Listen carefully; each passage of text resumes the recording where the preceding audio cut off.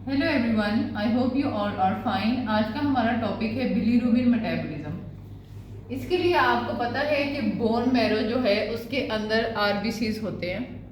RBC stem cell से बनते हैं। स्टेम सेल जो है वो इरिथ्रोब्लास्ट में बनाता है और इरिथ्रोब्लास्ट से रेटिकुलोसाइट्स बनते हैं जो कि सर्कुलेशन में फिर होते हैं मौजूद और फिर वो आरबीसीज में कन्वर्ट हो जाते हैं। आपको पता है आरबीसीज का लाइफ स्पैन है 120 डेज। आफ्टर 120 डेज आरबीसीज जो है वो ब्रेक कर जाते हैं, टूट जाते हैं।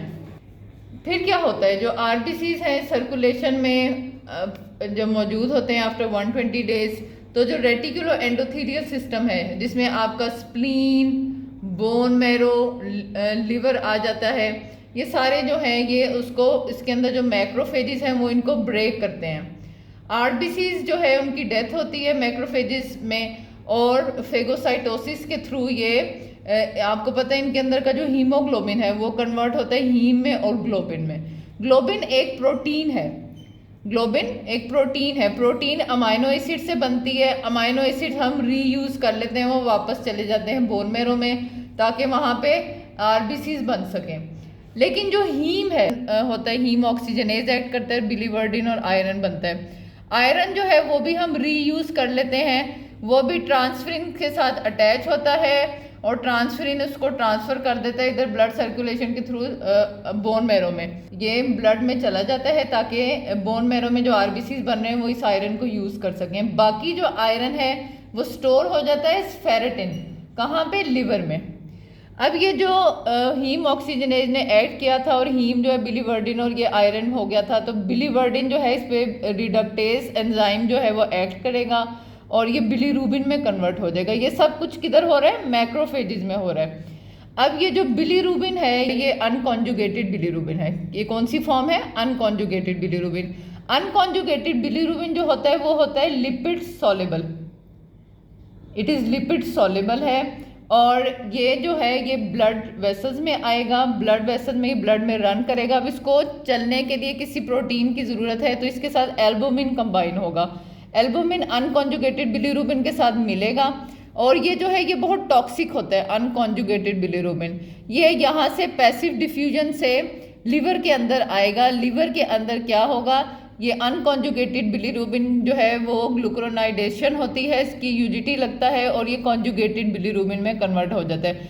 कॉन्जुगेटेड बिलीरुबिन जो है वो वाटर सॉल्युबल है। वो क्या है, water soluble. Unconjugated bilirubin lipid soluble था, कॉन्जुगेटेड बिलीरुबिन वाटर सॉल्युबल है। कॉन्जुगेटेड बिलीरुबिन जो है वो लिवर से जाएगा बाइल डक्ट में। बाइल डक्ट में ये यहाँ पे जो कॉमन बाइल डक्ट के थ्रू यहाँ पे डिओडेनम में आ जाएगा और कॉन्जुगेटेड बिलीरुबिन यहाँ से फिर ट्रैवल करके इधर आप आ जाए इंटेस्टाइन में। वहाँ पे आके इसके ऊपर बैक्टीरिया ऐड करेंगे कॉन्जुगेटेड बिलीरुबिन पे और जो ग्लूकोरोनोलिक एसिड जो है जो यहाँ पे लिवर में इसके साथ अटैच हुआ था वो यहाँ पे रिमूव हो जाएगा।